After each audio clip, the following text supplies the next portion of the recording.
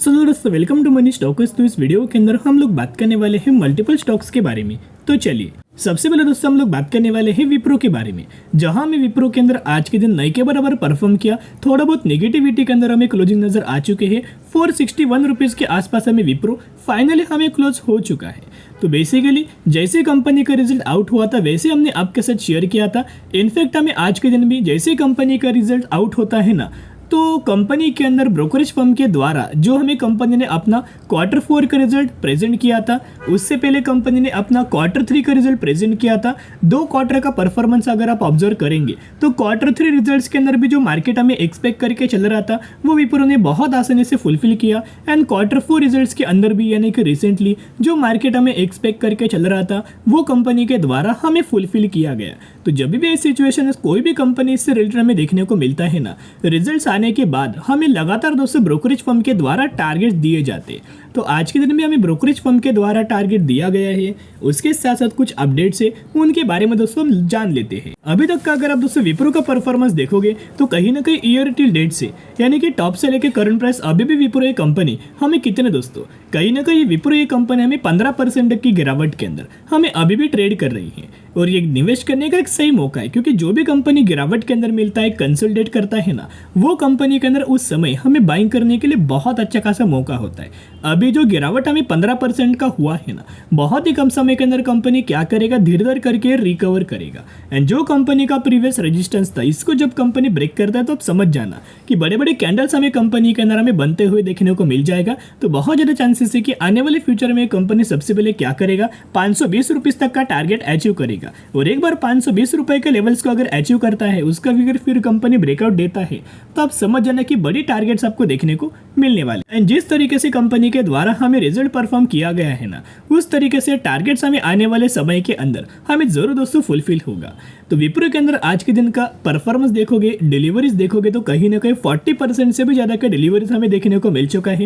ये डिलीवरीज नहीं दोस्तों, इसके अंदर क्या पब्लिक बाइंग करता है, क्या आपको लगता है? मुझे जरूर कमेंट सेक्शन के अंदर बताना कि आपको क्या लगता है कि विप्रो के अंदर दोस्तों क्या पब्लिक के द्वारा हमें बाइंग किया जा रहा है। उसका दोस्तों आंसर है नो, बिल्कुल भी पब्लिक के द्वारा हमें बाइंग विप्रो के अंदर दोस्तों नहीं किया जा रहा। तो कौन बाइंग कर रहा है? विप्रो के अंदर म्यूचुअल फंड्स के द्वारा, एफआईज के द्वारा एंड डीआईज के द्वारा बड़ी खरीदारी हमें लगातार दोस्तों की जा रही है। और ये जो खरीदारी कर रही है ना, ये म्यूचुअल फंड्स के ही द्वारा सबसे बड़ी खरीदारी की जा रही है। अभी देखिएगा कंपनी का जो Q4 के जो अर्निंग्स थे वो मार्केट के अंदर रेवेन्यूज अर्निंग पर शेयर के अंदर देखोगे तो कहीं ना कहीं 0.83% तक की पॉजिटिविटी के अंदर हमें सरप्राइज कर दिया है। और रेवेन्यूज के अंदर देखोगे तो जो मार्केट हमें एक्सपेक्ट करके चल रहा था, ऑलमोस्ट हमें विप्रो के द्वारा उतने दोस्तों फुलफिल किया गया। और जिसके अंदर हमें कहीं ना कहीं 19% तक का फॉल आया। लेकिन ये एक माइनर सा फॉल है, कोई बहुत बड़ा फॉल नहीं है। जो 0.19% है ना, ये अगर बढ़ के 3 से 4% अगर होता तो आप समझ सकते हो कि गिरावट होता या फिर अगले दिन ही एक गैप डाउन हमें ओपनिंग नजर आता। लेकिन ऐसा नहीं हुआ, राइट? ये क्यों नहीं हुआ? क्योंकि कंपनी ने जो एक्सपेक्ट मार्केट कर रहा था उसको बहुत आसानी से फुलफिल किया है। एंड जिस वजह से जो ब्रोकरेज फर्म है, जो कि पहला आप देख सकते हो मोतीलाल ओसवाल, तो मोतीलाल ओसवाल फंड के द्वारा न्यूट्रल हमें रेटिंग दिया गया है। और उसके साथ साथ जो टारगेट से वो 490 रुपीज़ तक का टारगेट हमें शॉर्ट टर्म बेसिस के ऊपर दिया गया है। उसके साथ साथ एक और हमें अपडेट्स आज के दिन देखने को मिला हुआ था।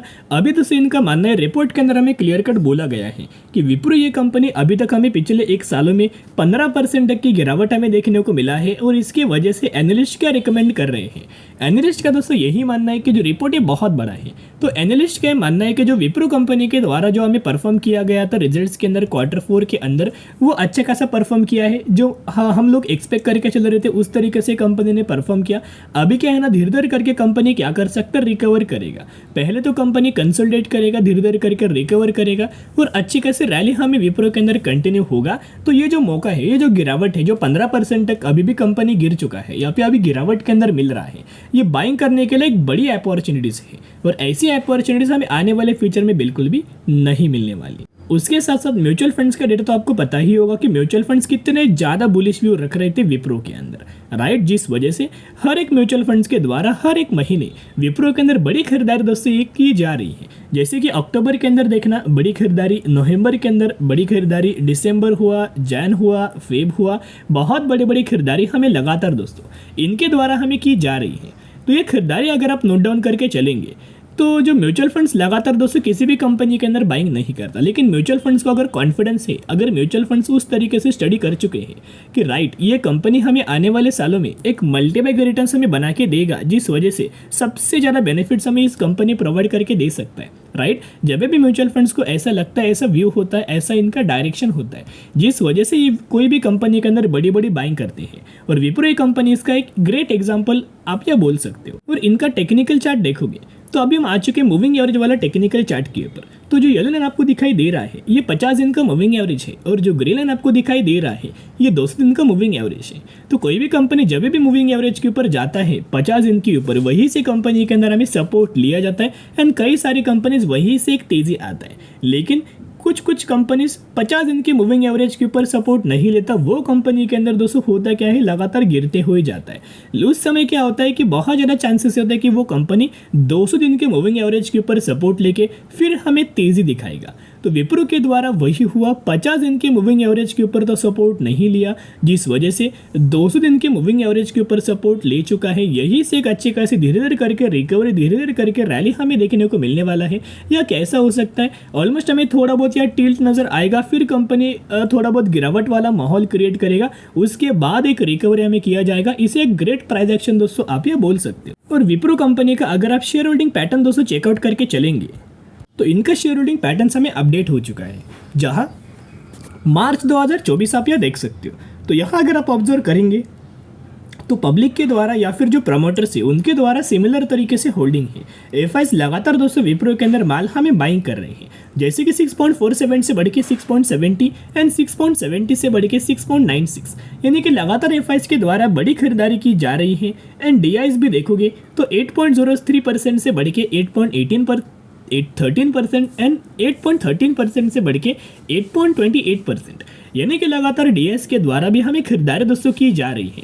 लेकिन अगर आप पब्लिक देखोगे तो एज यूजुअल लगातार पब्लिक माल बेच रहा है, और आप सभी को पता है कि अगर कोई कंपनी के अंदर एफआईज बाइंग करता है, डीआईज बाइंग करता है एंड म्यूचुअल फंड्स बाइंग करता है, एंड पब्लिक माल जब भी बेचेगा तभी तभी कंपनी के अंदर एक बड़ी तेजी और एक बड़ी रैली हमें देखने को मिल जाएगा। और इसी वजह से आपने सुना होगा कि पब्लिक को दोस्तों स्टॉक मार्केट के अंदर पैसा बिल्कुल भी नहीं मिलता, क्योंकि जिस समय खरीदारी करना होता है उस समय पब्लिक माल बेच रहा होता है, और जिस समय हमें बिकवाली करना होता है उस समय पब्लिक माल बाइंग कर रहा होता है, राइट। और हमेशा जो लोग होते हैं वो क्या करते, तेजी के अंदर दोस्तों बाइंग करते हैं। लेकिन नहीं, आपको गिरावट के अंदर बाइंग करना चाहिए और तेजी के अंदर आपको सेलिंग की ओर दोस्तों जाना चाहिए। अगर आप शॉर्ट टर्म के लिए हो तो सेल कर सकते हो, अगर आप लॉन्ग टर्म के लिए हो तो अच्छा खासा फ्यूचरिस्टिक तरीके से होल्ड कर सकते हो।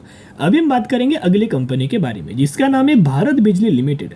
6,810 रुपीज़ पर कंपनी ट्रेड कर रहा है, एंड 550% तक का रिटर्न शेयर होल्डर्स को बना के दे चुका है। तो ये वही कंपनी, रिसेंटली कंपनी ने 1:2 रेशियो का स्टॉक स्प्लिट का अनाउंसमेंट किया गया है, जिसके अंदर आपको 1 के बदले 2 शेयर मिलने वाले हैं, या फिर 2 के बदले 4 शेयर भी आप बोल सकते हो। तो जरूर कंपनी के अंदर क्या करना, स्टडी कीजिएगा, एनालिसिस कीजिएगा, और अगर आपको कंपनी पसंद है तो निवेश करने की कोशिश करना। अभी दोस्तों हम बात करने वाले हैं अगली कंपनी के बारे में, जिसका नाम है सोनोफी इंडिया लिमिटेड। 8,124 रुपये की क्लोजिंग किया गया, एंड मैक्सिमम में 1860% तक का रिटर्न शेयर होल्डर्स को बना के दे चुका है। तो सोनोफी इंडिया की अगर बात कीजिए तो ये कंपनी के द्वारा दोस्तों बड़ा हमें डिविडेंड का अनाउंसमेंट किया गया था, जहां आपको 1170% तक का डिविडेंड का बेनिफिट मिलने वाला है। एंड रुपीज के अंदर देखोगे तो 117 रुपीज का डिविडेंड का आपको बेनिफिट मिलने वाला है, 117 रुपीज का डिविडेंड का आपको बेनिफिट मिलने वाला है। तो जरूर ये कंपनी के बारे में भी स्टडी कीजिएगा, एनालिसिस कीजिएगा, और अगर आपको कंपनी पसंद आए तो जरूर कंपनी को खरीदारी करने की कोशिश जरूर करना। तो चलो दोस्तों आज के लिए इतना ही। अगर आपको ये वीडियो पसंद आए तो जरूर वीडियो को लाइक और चैनल को सब्सक्राइब करके चल सकते हो। फिर मिलेंगे, बाय।